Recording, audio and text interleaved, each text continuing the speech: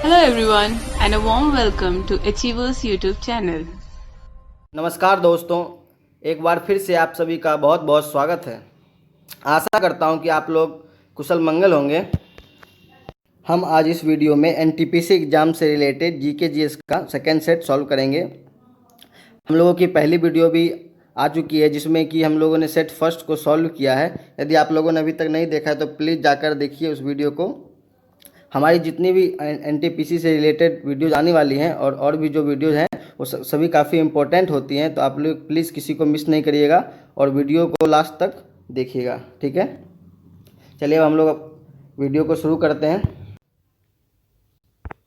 Video शुरू करने से पहले यदि आप लोगों ने अभी तक हमारे चैनल को सब्सक्राइब नहीं किया तो प्लीज़ चैनल को हमारे सब्सक्राइब करिए जाकर और बेल आइकन को भी प्रेस कर दीजिए ताकि आपको हमारी आने वाली सभी इम्पोर्टेंट वीडियो सही समय पर मिले और आप उसका फ़ायदा उठा सकें, ठीक है। चलिए अब हम लोग अपने वीडियो को शुरू करते हैं और चलते हैं फर्स्ट क्वेश्चन की तरफ।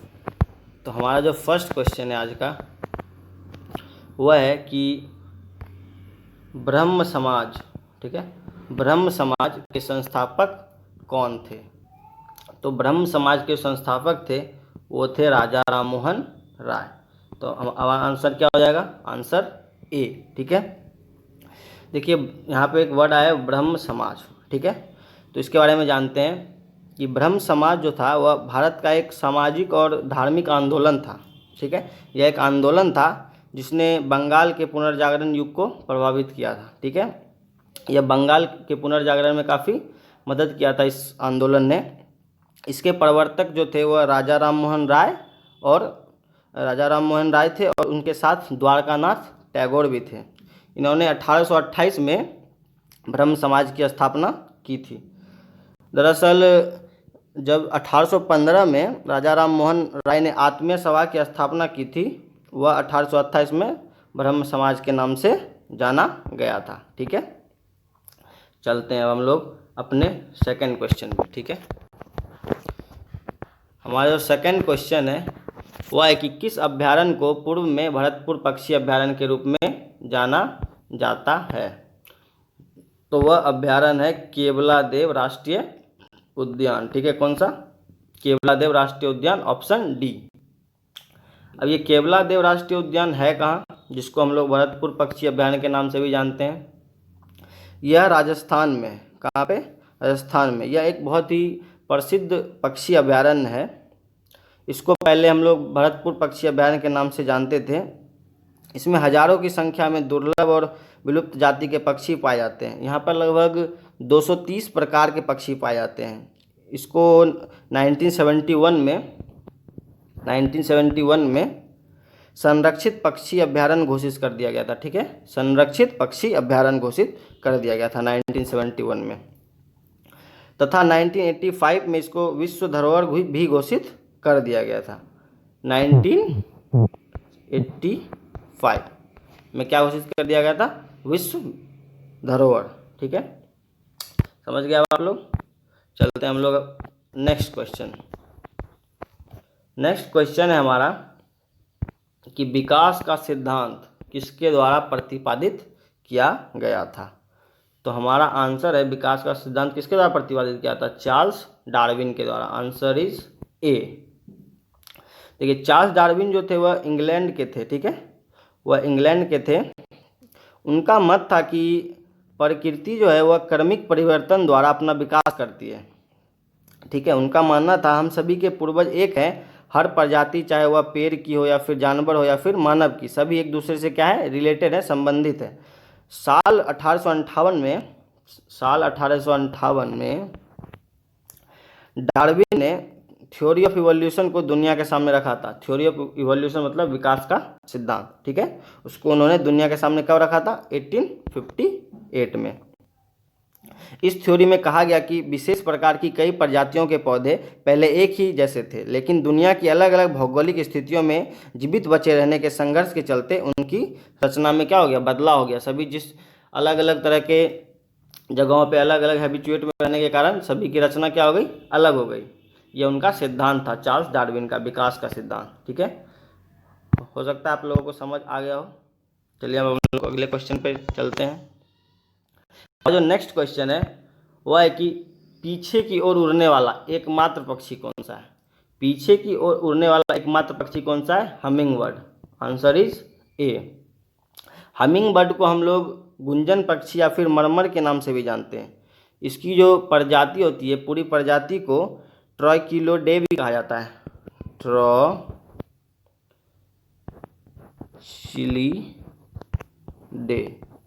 ठीक है, ट्राइसिलिडे भी कहा जाता है इसकी पूरी प्रजाति को, ठीक है। यह इसके साथ जुड़ा एक फैक्ट और भी है हमिंग बर्ड के साथ, यह दुनिया का सबसे छोटा पक्षी है, ठीक है।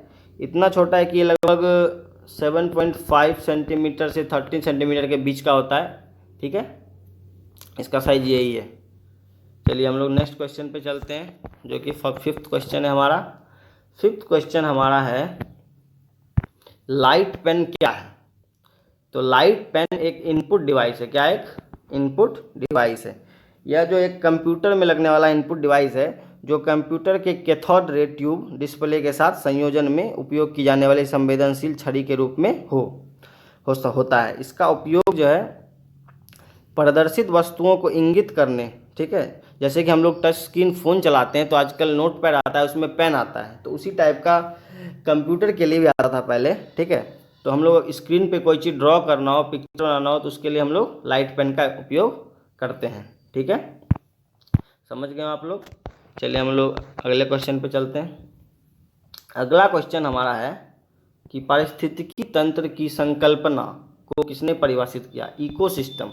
इकोसिस्टम की संकल्पना को किसने परिभाषित किया? तो इकोसिस्टम की संकल्पना को आर्थर ट्रांसले ने प्रतिपादित किया। तो हमारा आंसर हो जाएगा ए, ठीक है। देखिए अब पारिस्थितिकी तंत्र एक वर्ड आया है, ठीक है, तो इसको जानते हैं कि पारिस्थितिकी तंत्र जो है, यह सब जो है 1930 में रॉय क्लाफॉर्म द्वारा एक पर्यावरण के संयुक्त शारीरिक और जैविक घटकों को निरूपित करने के लिए बनाया गया था, ठीक है। यह वर्ड किस लिए बनाया गया था? पर्यावरण के शारीरिक और जैविक घटकों को निरूपित करने के लिए। किसने बनाया था? रॉय क्लाफॉर्म ने 1930 में, ठीक है। ब्रिटिश विज्ञान शास्त्री जो आर्थर ट्रांसले, इन्होंने बाद में इस शब्द को परिष्कृत करते हुए यह वर्णन किया कि यह पूरी प्रणाली न केवल जीव परिसर है, लेकिन वह सभी भौतिक कारकों का पूरा परिसर भी शामिल है, जिसे हम पर्यावरण कहते हैं। यह आर्थर ट्रांसले ने बताया था, ठीक है। चलिए नेक्स्ट क्वेश्चन पे चलते हैं, जो कि 7th क्वेश्चन है हमारा। वह है कि मानव शरीर में सबसे छोटी हड्डी, मानव शरीर की जो सबसे छोटी हड्डी है वह कौन सी है? तो वह है स्टेपीज। कौन सी? Steppes. Answer is C. Steppes जो होती है वह हमारे शरीर की सबसे छोटी हड्डी होती है, ठीक है। यह कहाँ पे होती है? यह हमारे कान में होती है। कहाँ पे? हमारे कान में, ठीक है। इसके बारे में और कुछ ज़्यादा नहीं जानना है। चलिए 8th क्वेश्चन है हमारा कि सुभाष चंद्र बोस के पिता कौन थे? तो जो सुभाष चंद्र बोस के पिता थे वह जानकीनाथ बोस थे, ठीक है। सुभाष चंद्र बोस को तो आप लोग जानते ही होंगे, नहीं जानते तो बहुत गलत बात है ये, क्योंकि आप लोग हिंदुस्तान के हैं तो सुभाष चंद्र बोस को तो हर हिंदुस्तानी जानता होगा। वह एक बहुत बड़े नेता थे। उनका जन्म जो है 23 जनवरी 1897 को उड़ीसा में हुआ था, ठीक है, उड़ीसा के कटक में हुआ था। वह भारत के स्वतंत्रता संग्राम के सबसे अग्रणी नेता थे। द्वितीय विश्व युद्ध के दौरान जो अंग्रेजों के खिलाफ लड़ने के लिए उन्होंने जापान के सहयोग से आज़ाद हिंद फौज का गठन किया था। उनके द्वारा लगाया गया जय हिंद का नारा जो है वो भारत का क्या है? राष्ट्रीय नारा है, ठीक है। उन्होंने ही लगाया था जय हिंद का नारा, जो कि भारत का क्या है? राष्ट्रीय नारा है। और उनके द्वारा एक और नारा लगाया गया है, आप लोगों को शायद याद आ रहा हो, ठीक है। कौन सा नारा था? तुम मुझे खून दो मैं तुम्हें आज़ादी दूंगा। यह भी उन्होंने ही लगाया था। उनकी मृत्यु 18 अगस्त 1945 को एक विमान हादसे में हो गई थी, ठीक है, ऐसा माना जाता है। अभी तक क्लियर नहीं हुआ है, क्योंकि उनके परिवार वाले जो हैं उनके हिसाब से 1945 के बाद भी उनका कहना था कि सुभाष चंद्र बोस को रूस में नज़रबंद करके रखा गया है, ठीक है, तो ऐसा मानना है। चलिए हम लोग अगले क्वेश्चन पे चलते हैं। अगला क्वेश्चन हमारा है कि वर्तमान में सॉरी एक सेकेंड, वर्तमान में हमारे द्वारा उपयोग किए जाने वाले रासायनिक प्रतीकों की उपयोग विधि किसने तैयार की थी? अभी जो हम लोग मेटल्स जितने भी हैं या फिर एलिमेंट्स हैं, उनका जो हम लोग साइन यूज करते हैं, चाहे हाइड्रोजन का H करते हैं, ऑक्सीजन का O करते हैं, गोल्ड का Ag और Au सिल्वर का करते हैं, ठीक है, गोल्ड का U होता है और Ag सिल्वर का होता है, ठीक है, तो ऐसा यूज करते हैं साइंस। तो यह किसने दिया था? ठीक है, यह किसने दिया था? तो यह दिया था बर्जीलियस ने, ठीक है, यह उनके द्वारा तैयार किया गया था विधि, ठीक है। बर्जीलियस जो थे वह क्या कहते हैं, स्वीडन के एक वैज्ञानिक थे, ठीक है, उनका पूरा नाम था जॉन्स जैकब बर्जीलियस। उन्होंने क्या किया था, जो भी एलिमेंट्स थे उनके आगे के दो वर्ड्स को उसका संकेत बना दिया था। जैसे हाइड्रोजन का H हो गया, ऑक्सीजन का O हो गया, जैसे सिल्वर का नाम होता है अर्जेंटेनम, तो उसके आगे का 2 वर्ड ले लिया Ag, और ऑरम होता है गोल्ड का नाम, तो ऑरम का Au ले लिया, ठीक है। ऐसे करके उन्होंने संकेत बना दिए। चलिए अब हम लोग नेक्स्ट क्वेश्चन पे चलते हैं। हमारा जो नेक्स्ट क्वेश्चन है वह है कि निम्नलिखित में से कौन सी एक उत्कृष्ट धातु है? एक नोबल धातु है, ठीक है। तो पहले आप लोग ये जान लीजिए कि नोबल धातु या नोबल मेटल होता क्या है। नोबल मेटल वह होता है जिसका क्षय आसानी से नहीं होता, जिसमें जंग नहीं लगता है, ठीक है। क्षय होना मतलब कि उसका कोरोजन नहीं होता है, ठीक है, ठीक है। तो ऐसा धातु जिसका क्षय और जंग लगना आसानी से नहीं होता है, तो वो ऐसा धातु कौन सा है? वह है चांदी, ठीक है। तो हमारा आंसर क्या हो जाएगा? बी हो जाएगा। चलिए नेक्स्ट क्वेश्चन हमारा है कि ऑस्ट्रेलिया का सबसे अधिक घनी आबादी वाला शहर कौन सा है? तो ऑस्ट्रेलिया का जो सबसे अधिक घनी आबादी वाला शहर है वह है सिडनी। ऑस्ट्रेलिया दुनिया का सबसे छोटा महाद्वीप है, जो कि कहाँ पे स्थित है? दक्षिणी गोलार्ध में स्थित है, तथा यह दुनिया का सबसे बड़ा द्वीप है। सबसे बड़ा महाद्वीप सबसे छोटा महाद्वीप है, सबसे छोटा क्या है? यह महाद्वीप, ठीक, लेकिन सबसे बड़ा क्या है? यह द्वीप है, समझ गए। अभी जो है क्या कहते हैं, उसकी राजधानी क्या है? सॉरी, अभी उसकी राजधानी क्या है? कैनबरा है, ठीक। भाषा क्या है वहाँ की? अंग्रेजी है।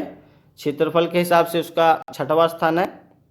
मुद्रा उसका ऑस्ट्रेलियन डॉलर है। अभी प्रधानमंत्री फिलहाल में स्कॉट मॉरिसन है उसके, ठीक है।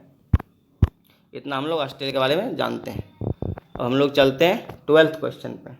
12th क्वेश्चन हमारा है कि निम्न में से कौन सी मिट्टी न्यूनतम छिद्र युक्त है? तो जो सबसे कम छिद्र वाली मिट्टी होती है, सबसे कम पोर्स वाली, ठीक है, वह होती है चिकनी मिट्टी, ठीक है। चलिए नेक्स्ट क्वेश्चन पे चलते हैं।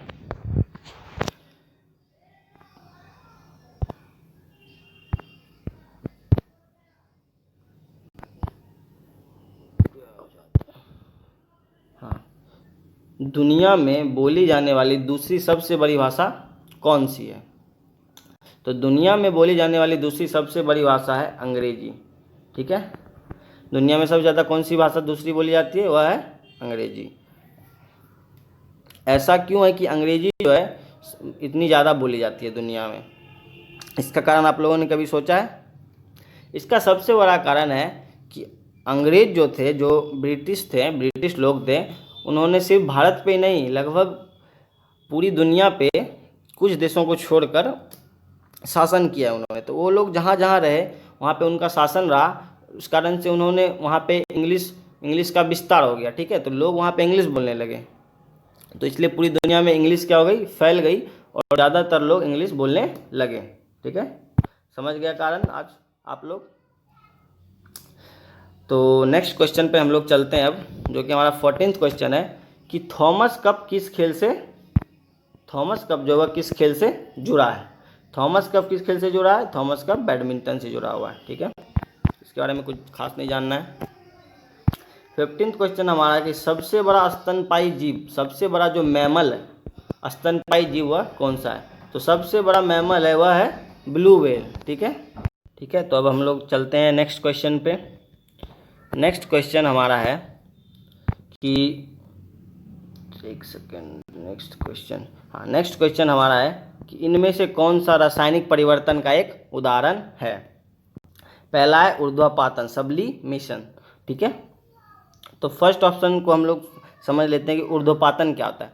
ऊर्ध्वपातन होता है यानी कि सब्लिमेशन होता है जब कोई भी ठोस, कोई भी सॉलिड जो है वह डायरेक्ट गैस में कन्वर्ट हो जाए। ठीक है, कोई भी सॉलिड क्या हो जाए, डायरेक्ट गैस में जब कन्वर्ट हो जाता है बिना लिक्विड फॉर्म में आए हुए, तो उस प्रक्रिया को, उस प्रोसेस को सब्लिमेशन कहा जाता है। तो आप लोगों को जैसा कि दिख रहा होगा कि सॉलिड टू गैस, जैसे कि कपूर आप लोग जानते होंगे, कैम्फर, वो क्या होता है जब आप लोग उसको हवा में रखेंगे थोड़ी देर तो वह ठोस से सीधा क्या बन जाता है, गैस हो जाता है, पिघल सीधा गायब हो जाता है, ना लिक्विड फॉर्म में बिना आए हुए। तो कपूर के साथ क्या होता है, सब्लिमेशन होता है, ऊर्ध्वपातन होता है।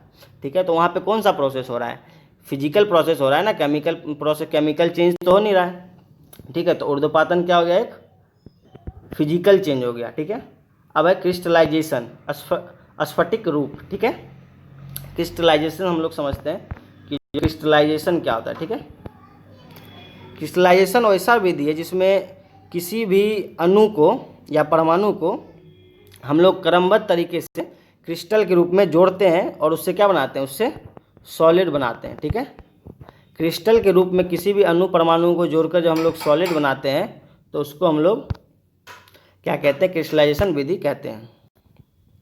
क्लियर हो रहा है, क्या कह रहे कीजिए है तो अंदर बात है, बंद कर, खटका टुटका कर भी।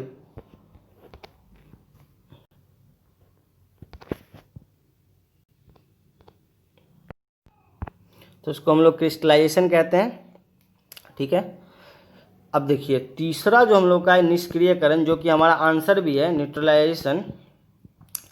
न्यूट्रलाइजेशन में क्या होता है, जब हम लोग एसिड, अम्ल, क्षार, क्षार मतलब बेस, ठीक है, अम्ल और क्षार को हम लोग जब मिलाते हैं तो उसको रिएक्शन जब करवाते हैं तो वह क्या हो जाता है, न्यूट्रलाइज हो जाता है। ठीक है, इस प्रोसेस को कहते हैं हम लोग, अम्ल और क्षार को जब हम लोग रिएक्ट करवाते हैं तो उस प्रोसेस को न्यूट्रलाइजेशन कहा जाता है। तो अम्ल और क्षार को जब हम लोग रिएक्शन करवाते हैं तो कौन सा रिएक्शन हो जाता है, वो केमिकल रिएक्शन होता है, क्योंकि प्रोडक्ट जो बनता है वह सॉल्ट बनता है और वाटर बनता है। ठीक है, नमक और वाटर बनता है, प्रोडक्ट क्या हो जाता है, चेंज हो जाता है। ठीक है, तो इसलिए कौन सा चेंज हो जाता है, केमिकल चेंज हो जाता है। ठीक है, तो इसलिए हमारा आंसर क्या हो जाता है, सी हो जाता है। आसवन क्या है, आसवन जब हम किसी दो मिश्रित द्रव को, किसी मिश्रित द्रव के अवयवों को वाष्पीकरण की विधि द्वारा अलग करते हैं तो उस प्रोसेस को डिस्टिलेशन कहा जाता है। ठीक है, हो सकता है आप लोग समझ चुके हैं इतने समझाने पे। चलिए अब हम लोग अगले क्वेश्चन पे चलते हैं। अगला क्वेश्चन जो हमारा है वह है कि भारतीय विज्ञान संस्थान कहाँ पर स्थित है। तो भारतीय विज्ञान संस्थान स्थित है बेंगलुरु में। कहाँ पे, कर्नाटक के बेंगलुरु में। ठीक है, हमारा आंसर हो जाएगा बी। देखिए भारतीय विज्ञान संस्थान की स्थापना की गई थी 27 मई 1909 में। ठीक है, यह स्वामी विवेकानंद की प्रेरणा से महान उद्योगपति जमशेदजी नुसरवान जी टाटा के दूरदृष्टि के परिणाम स्वरूप हुई थी। ठीक है, यह किसने की थी, जमशेदजी टाटा ने। चलिए अगला क्वेश्चन हम लोग अब देख लेते हैं। अगला क्वेश्चन है हमारा कि शब्द विषुव संदर्भित करता है इक्विनॉक्स। क्या, इक्विनॉक्स क्या, इक्विनॉक्स विषुव का मतलब क्या होता है, विषुव का मतलब होता है, विषुव एक संस्कृत वर्ड है। ठीक है, संस्कृत भाषा का एक शब्द है विषुव, जिसका अर्थ होता है दिन और रात का समान होना। ठीक है, और जो इक्विनॉक्स यह एक्वस और नॉक्स को मिलकर बना है। ठीक है, यह लैटिन वर्ड है एक्वस और नॉक्स। तो एक्वस मतलब होता है समान और नॉक्स मतलब होता है रात्रि, समान रात्रि, दिन के समान रात्रि। तो इसलिए आंसर हमारा क्या हो जाएगा, दिन और रात एक समान अवधि के होते हैं। ठीक है, क्योंकि विषुव का अर्थ ही होता है दिन और रात का समान होना। आंसर हमारा हो जाएगा बी। नेक्स्ट क्वेश्चन पे चलते हैं हम लोग। नेक्स्ट क्वेश्चन है हमारा कि जीवन की मूलभूत इकाई क्या है।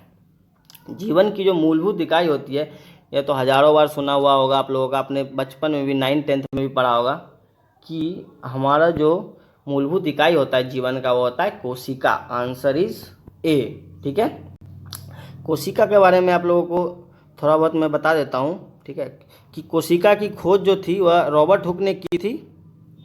कब? तो 1665 ईस्वी में की थी। ठीक है, कब? 1665 में। ठीक है। कोशिका हमारे शरीर की क्या है? क्रियात्मक एवं संरचनात्मक इकाई होती है। ठीक है, क्रियात्मक एक तरह से यह इकाई होती है हमारे बॉडी की। ठीक है, संरचनात्मक इकाई होती है, क्रियात्मक इकाई होती है। जैसे कि नंबर में हम लोग 1 को इकाई मानते हैं, नंबर में 1 को इकाई मानते हैं, उसी तरह हमारे शरीर का जो है इकाई क्या होता है? कोशिका होता है। ठीक है, आंसर हमारा ए है।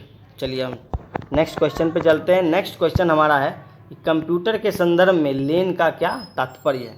तो कंप्यूटर के संदर्भ में लेन का तात्पर्य है लोकल एरिया नेटवर्क। ठीक है, local area network, answer is B. अब लोकल एरिया नेटवर्क समझते हैं क्या होता है।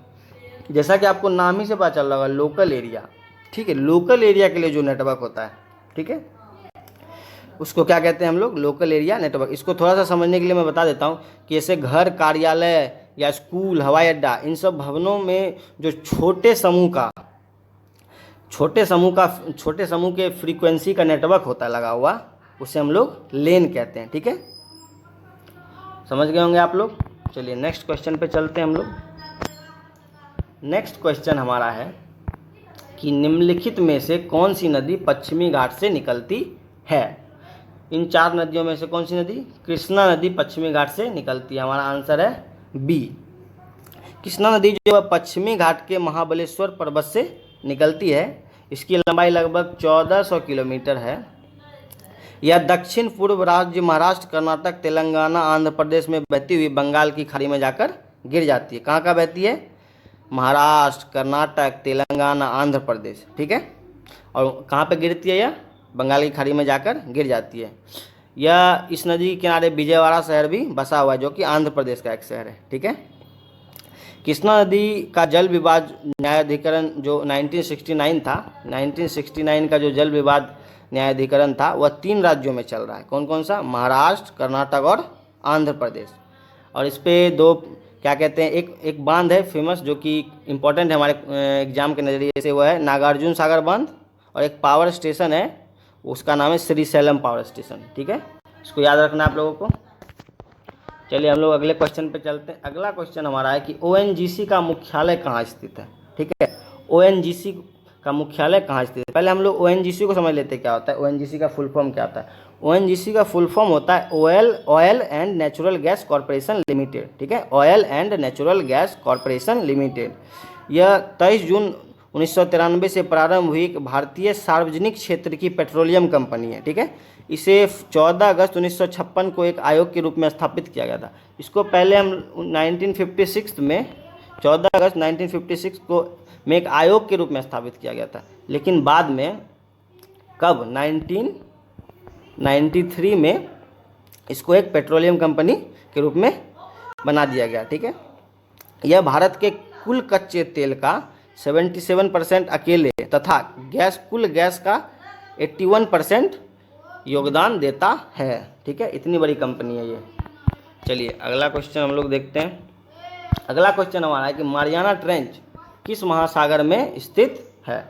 तो जो मारियाना ट्रेंच है वह प्रशांत महासागर में स्थित है। यह जो है प्रशांत महासागर का में स्थित सबसे गहरा स्थान है। यह विश्व में सबसे गहरा स्थान है। ठीक है, इसकी गहराई लगभग 10,994 मीटर है। ठीक है, और इसकी जो लंबाई वह 2550 किलोमीटर है और यह इसकी चौड़ाई 69 किलोमीटर है। ठीक है, इसकी चौड़ाई कितनी है? 69 किलोमीटर। इसका आकार लगभग अर्धचंद्राकार है। ठीक है, अर्धचंद्राकार है। चलिए नेक्स्ट क्वेश्चन पे हम लोग चलते हैं। नेक्स्ट क्वेश्चन हमारा है कि निम्नलिखित में से कौन सा शहर वास्तुकला की दृष्टि से नियोजित शहर है? तो चंडीगढ़ जो हमारा है वह किस पे बेस्ड है? वास्तुकला पे। तो हमारा आंसर क्या हो जाएगा? डी हो जाएगा। ठीक है, इनफैक्ट हुआ क्या था कि चंडीगढ़ जो है प्लान शहर बनाया गया था। इसको प्लान करके बनाया गया था। ठीक है, इसे मैप के मुताबिक बनाया गया था। चंडीगढ़ का जो ब्लूप्रिंट खींचने वाले वास्तुकार थे उनका नाम था ली कॉर्बुजिए। ठीक है, ली कॉर्बुजिए। वो स्वीडन के थे। उन्होंने चंडीगढ़ का ब्लूप्रिंट जो है उनकी एक किताब थी द रेडियंट सिटी, उस पर आधारित खींचा था। ठीक है, उनकी एक किताब थी द रेडियंट सिटी, उस पर चंडीगढ़ का क्या खींचा गया है, ब्लूप्रिंट खींचा गया, उस हिसाब से बना दिया गया है चंडीगढ़ को। ठीक है, यह एक प्लान शहर है। ठीक है, प्राकृतिक रूप से बसा हुआ नहीं है। चलिए देखते हैं हम लोग अगला क्वेश्चन हमारा है कि सूर्य की ऊर्जा किस माध्यम से उत्पन्न होती है। तो जो सूर्य की ऊर्जा है वह परमाणु संलयन से उत्पन्न होती है। किससे? नाभिकीय संलयन, परमाणु संलयन। ठीक है, तो हमारा आंसर क्या हो जाएगा, ए। ठीक है, ये परमाणु संलयन होता क्या है कि परमाणु संलयन में जो दो हल्के नाभिक जो हैं परस्पर क्या करते हैं, संयोग करके एक भारी तत्व का नाभिक बनाते हैं। भारी नाभिक नहीं बनाते हैं, भारी तत्व का नाभिक बनाते हैं। ठीक है, किसी भारी तत्व का नाभिक बनाते हैं, लेकिन जिस नाभिक का वो निर्माण करते हैं दोनों मिला के, वह जो है दोनों मिल के जो, जैसे कि फर्स्ट नाभिक प्लस सेकेंड नाभिक मिल के हम लोगों का थर्ड नाभिक बना, तो इस दोनों का जो सम्मिलित भार होगा वह इससे क्या होगा, कम होगा। मतलब सम्मिलित भार जो है इसका कम होता है, थर्ड का भार इन दोनों के बराबर नहीं। या तीसरा जो परमाणु बनेगा दोनों के मिलने से, यह हल्का होगा इन दोनों के भार के मुकाबले। ठीक है, दोनों के भार को जब हम लोग मिलाएंगे तो यह तीसरा क्या होगा, उससे हल्का होगा। अब आप लोग बोलोगे ऐसा कैसे होगा कि दोनों मिलके तीसरा जो बनेगा वो हल्का हो जाएगा। ऐसा इसलिए होता है कि परमाणु संलयन में जब तीसरा नाभिक बनता है तो वह हल्का हो जाता है, क्योंकि जो बाकी का द्रव्यमान है वह ऊर्जा के रूप में क्या हो जाता है, रूपांतरित हो जाता है। क्या हो जाता है, बाकी का द्रव्यमान ऊर्जा के रूप में रूपांतरित हो जाता है, जिसके कारण यह तीसरा नाभिक क्या हो जाता है, हल्का बन जाता है। ठीक है, तो वही ऊर्जा जो होती है सूर्य में हमेशा हम लोगों को दिखती रहती है, जो कभी खत्म नहीं होती, क्योंकि वहाँ पे परमाणु संलयन लगातार चलता जा रहा है। तो वह वही ऊर्जा है जो कि इसका द्रव्यमान क्या हो गया, रूपांतरित हो गया है। ठीक है, हो सकता है समझ चुके होंगे आप लोग। अगला क्वेश्चन चलते हैं हम लोग। अगला क्वेश्चन है हम लोगों का 26। चाणक्य का एक अन्य नाम क्या था। ठीक है, चाणक्य का दूसरा नाम था विष्णुगुप्त। हमारा आंसर क्या है, आंसर हमारा है बी। ठीक है, चाणक्य जो थे वह चंद्रगुप्त मौर्य के महामंत्री थे। ठीक है, वे कौटिल्य के नाम से भी विख्यात थे। उनके द्वारा रचित अर्थशास्त्र नामक ग्रंथ जो थी वह राजनीति, अर्थनीति, कृषि, समाज नीति आदि का महान ग्रंथ था। ठीक है, इनका जन्म जो है पाटलिपुत्र में हुआ था, जो अभी वर्तमान का पटना बिहार है, वहाँ पे हुआ था। कब हुआ था, तो 375 ईसा पूर्व हुआ था। ठीक है, इनका एक दूसरा नाम में यह नाम भी विष्णुगुप्त है। अभी फिलहाल उनका एक और नाम बताया मैंने आप लोगों को, कौन सा, कौटिल्य। ठीक है, तो याद रखिए, हो सकता है इस बार क्वेश्चन आ जाए चाणक्य का एक अन्य नाम क्या था, उसमें कौटिल्य ऑप्शन में रहे। ठीक है, तो चलिए नेक्स्ट क्वेश्चन हम लोग देखते हैं। नेक्स्ट क्वेश्चन हमारा है कि ऑक्टोपस के खून का रंग कैसा होता है। तो ऑक्टोपस के जो खून का रंग होता है वह कैसा होता है, नीला होता है। अब बोलोगे कि नीला कैसे होता है सर, तो नीला इस तरह होता है कि उसका जो ब्लड होता है ऑक्टोपस का, उसमें तांबे की मात्रा क्या होती है, बहुत ही ज़्यादा होती है। किसकी, तांबे की मात्रा। ठीक है, तांबे के कारण क्या होता है, ऑक्टोपस का खून नीला पड़ जाता है। तो हमारा आंसर क्या हो जाएगा, बी हो जाएगा। ठीक है, हम लोग चलते हैं 28 क्वेश्चन पे हमारे, जो कि है दादा साहेब फाल्के पुरस्कार से सम्मानित होने वाले प्रथम व्यक्ति कौन थे। ठीक है, तो दादा साहब फाल्के पुरस्कार से जो सम्मानित होने वाले प्रथम व्यक्ति थे वो थी देविका रानी। ठीक है, कौन थी, देविका रानी। हमारा आंसर क्या होगा, डी। देखिए, ये जो दादा साहब फाल्के पुरस्कार है, इसका आरंभ दादा साहब फाल्के के जन्म शताब्दी वर्ष 1969 में हुआ था। कब, 1969 से यह पुरस्कार दिया जा रहा है, उनका शताब्दी वर्ष। ठीक है, उनके जन्म का शताब्दी वर्ष है 1969, मतलब कि 1869 में उनका जन्म हुआ होगा। चलिए, ये राष्ट्रीय फिल्म पुरस्कार जो होता है, तो 17वें राष्ट्रीय फिल्म पुरस्कार में पहली बार यह सम्मान जो है देविका रानी को मिला था। ठीक है, इस पुरस्कार में वर्तमान में 10 लाख रुपए और एक स्वर्ण कमल दिया जाता है। और यह 2020 का यह पुरस्कार किसे मिलने वाला है, यह पुरस्कार मिलने वाला है ऋतिक रोशन को। ठीक है, और 21 में किसे मिलेगा, 21 में सुशांत सिंह राजपूत को मिलने वाला है, और 19 में अमिताभ बच्चन को मिला था। ठीक है, याद रखिएगा आप ये। ठीक है, हम लोग अब चलते हैं 29th क्वेश्चन पे हमारे। 29th हमारा क्वेश्चन है कि प्रसिद्ध यात्री जहाज टाइटैनिक किस देश का था। तो जो प्रसिद्ध यात्री जहाज टाइटैनिक था उसका फुल नाम था RMS टाइटैनिक, ठीक है, जो दुनिया का सबसे बड़ा वाष्प आधारित जहाज था, वाष्प पे चलने वाला सबसे बड़ा जहाज था वह, ठीक है। वह इंग्लैंड के साउथहैम्पटन से चला था अपनी प्रथम यात्रा पे, ठीक है। कब? तो 10 अप्रैल 1912 ईस्वी की बात है यह, ठीक है। और 4 दिन बाद 14 अप्रैल, ठीक है, 14 अप्रैल को क्या हुआ था, यह एक हिमशिला से, आइसबर्ग से टकरा गया था, ठीक है। एक बहुत बड़े विशाल काय हिमशिला आइसबर्ग से टकरा गया था और यह डूब गया था, ठीक है। इसमें लगभग 1517 लोगों की मृत्यु हो गई थी, ठीक है। और यह कहाँ जा रहा था? यह जा रहा था न्यूयॉर्क के लिए, ठीक है। इस जहाज़ की जो कुल लंबाई थी वह थी 882 फीट, ठीक है। इस पे आधारित एक मूवी भी है हॉलीवुड की, वो आप लोग देख सकते हैं, आप लोगों को काफ़ी कुछ पता चल जाएगा वो मूवी देखने के बाद टाइटैनिक के बारे में, ठीक है। काफ़ी कुछ समझ गए होंगे आप लोग। अब चलते हैं हम लोग नेक्स्ट क्वेश्चन पे। तो जो हमारा नेक्स्ट क्वेश्चन है वह है कि रियाल किस देश की मुद्रा है, ठीक है। तो रियाल जो है वह किस देश की मुद्रा है? वह है ब्राज़ील की मुद्रा, ठीक है। तो हमारा आंसर हो जाएगा सी। ब्राज़ील की राजधानी कहाँ है? तो ब्राज़ील की राजधानी है ब्रासिलिया। ब्राज़ील का सबसे बड़ा नगर कौन सा है? साओ पाउलो, ठीक है। और यहाँ की आधिकारिक भाषा कौन सी है? पुर्तगाली।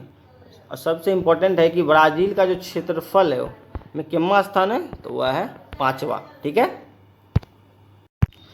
आशा करता हूँ कि आप लोगों को सभी क्वेश्चंस के डिस्कशन समझ में आए होंगे और काफ़ी कुछ याद भी हो गया होगा, ठीक है। चैनल को आप लोग प्लीज़ जाकर लाइक और सब्सक्राइब करें यदि आप लोगों ने अभी तक नहीं किया है तो, ठीक है।